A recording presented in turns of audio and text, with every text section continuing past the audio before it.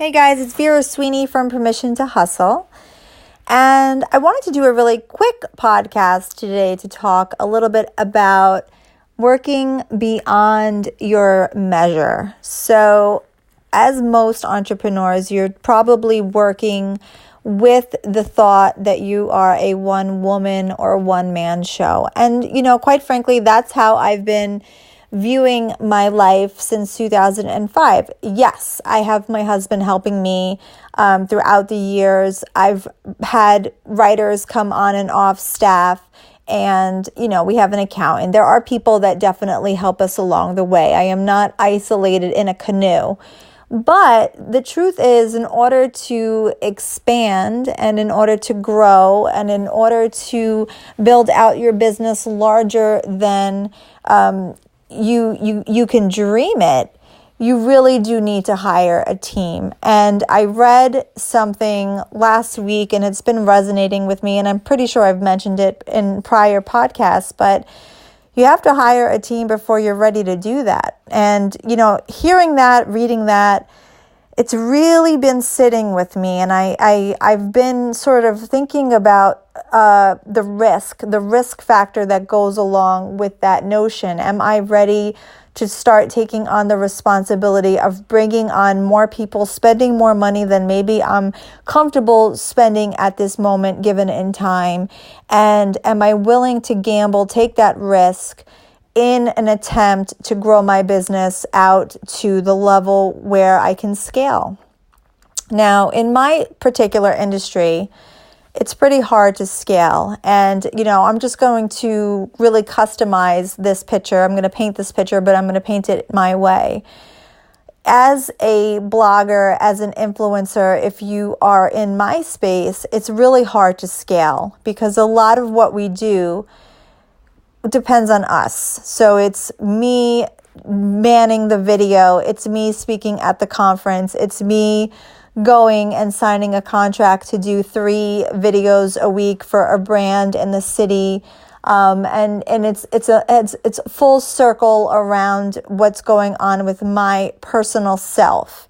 And so how could you possibly scale a business when your whole entire industry relies and revolves around your body? And, having realized that, really, I would say last winter, I had something happen to me last December. And since last December, I've been really trying to reassess and sort of redirect the structure of my site and the way that I earn. Because if I am going to scale, I need to shift the model that I'm currently working. And the model that I'm currently working is 100% on my shoulders. It's impossible for me to scale because every Instagram picture, every post, every video needs my mug in it. And that's really hard to be able to scale when you're doing work that just solely revolves around a particular personality. And so in order to grow a business, you have to start hiring out, and you have to start trusting other people, other people's voices, other people's opinions, other people's personalities, and you have to start letting them into the fold. And that's also really hard for someone who has solely run a business by themselves, had painted that picture exactly the way that they wanted to. And now you are introducing new blood, new ideas, new concepts into something that was your baby. And so when you scale, you also risk changing vision, which is hard for someone who is a control freak, for someone who is maybe even a little power hungry. I don't know if that's the right term, but this is my world. This is my little universe that I've created. And now I have someone saying, well, that's not right. And, that's hard to swallow. But if you're really looking forward to a different type of method, a different type of level, another level, the next level, you have to be open to those type of opinions.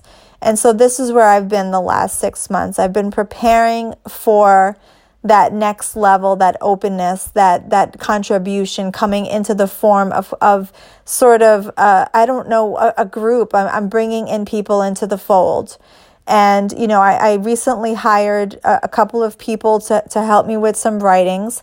And again, this is really to the point where, am I ready to do this? Yes, I'm ready to do this. But at the same time, I didn't need to do it. I could handle everything on my own, but I'm trying to grow. So I'm taking a chance. I'm upping the amount of content that's coming out. That's the plan. I'm upping the amount of content that's coming out. We're going to go full steam ahead with an entirely new site that's super niche, because I'm going to try to grow a site that's solely based on ads. And I'm coming up with all these ideas in my head, and I'm throwing the darts as fast as I can, and I'm hoping that some of them catch, because I'm ready to scale, and I'm ready to scale with me not at the center of the picture, which is a risk. It's a risk for someone in my shoes whose entire bankroll is dependent on me. Me. That's my whole entire platform. Is my platform revolves around my voice. But I believe in this. I believe that, you know, if I'm looking at the big picture, the 5-year plan, the 10-year plan, I can't imagine that in 10 years, the level of work that I produce on a monthly, yearly basis is sustainable. And I'm being utterly responsible and realistic with that assumption. I don't believe in 10 years I will be the performer that I am today. And so any smart businesswoman starts making her plans ahead before she actually needs to. And so while I am still so very comfortable this year, I'll be very comfortable next year, I'll be very comfortable the year after, I'm sure. But I'm not worried about this year and next year. I'm worried about 5 years and 10 years from now. I want to set myself up and get myself ready for the proper exit, because in 10 years, I want to have 2 sites running and me drinking a pina colada on a beach, and have 8 writers just fully staffed and me not doing a damn thing. And that, my friends, is an exit strategy. So that's just something that I want you guys to think about when you are thinking long-term goals, when you are thinking scale, when you are thinking bringing people into the fold. Actually, let me back it up. Are you thinking these things? Are you thinking ahead, or are you thinking today only? Are you so buried in the small steps, the small things that you have on your plate that you can't even look at the bigger picture yet? There's problems in that as well. I mean, there's ebbs and flows in all businesses. And so you might be in a different moment right now, but, you know, that's for the last 6 months, I have been very heavily focused on repositioning myself, working towards it at least. And I've brought on SEO people, I've brought on back-end designers to help fix a lot of issues that I've had with my site. I had an SSL issue. There were all these things that I just couldn't figure out how to do on my own. And instead of being that one person in the canoe, I've been really shelling out a ton of money to fix what I know needs to fix, to build that concrete foundation so I can then move forward and do what I need to do to scale. You know, just as one last side note, this is not really related to what I'm trying to say here, but I also just picked up this book called Profit First. I actually requested it a week ago when I got a library card for the first time, and I picked it up last week because I also thought to myself that I don't talk enough to people about the things that they do wrong in business. And it's actually something that I popped up in Permission to Hustle today. I said, tell me something that you failed at. And I think that in business, we need to talk more about failures than we do about our wins, because I think they're both important. And Profit First was a book that I thought would be very interesting to read, because it talks about the negative side of business, the cash eating, the holes, finding the holes in your business plan. Where are the moments in your business plan and your whole sort of structure that you're dripping out money, that you're making mistakes, and how can you fix them? How can we become aware of the mistakes that we're making? And that's what this book is. It's sort of teaching you how to sort of button up those holes, make as much money as you can, top first. And being aware of just not throwing money to the wind, because that's another problem that I do. I'll say, I need to, I want to get better at my pins. Let me spend $500 on this app, and I'll just buy this app. And I don't think about things like that. I'll just say, I need the Premiere. Great. $900 sold. And I'll just start buying all these things. And that's where you start, that's where at the end of the month, you'll say, wait a second, I made all this money, but I also did all these incredible expenses. How did that happen?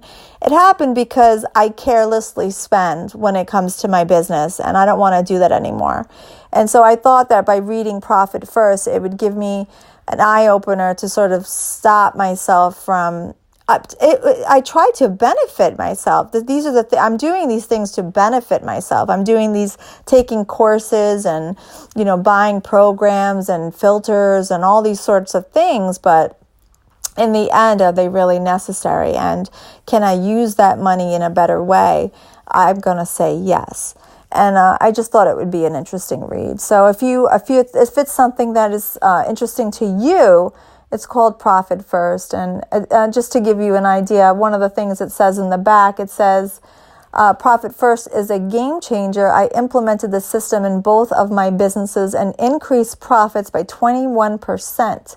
If you want to turn a profit and grow your business, you need this book. And so I said, why not give it a read? I could probably read this in 2 days, and I will. So that's it. If you want to find us on Instagram, we are Permission to Hustle, and Twitter, we are Audrey and Vera. Of course, you can find us Permission to Hustle on Facebook. And until next time.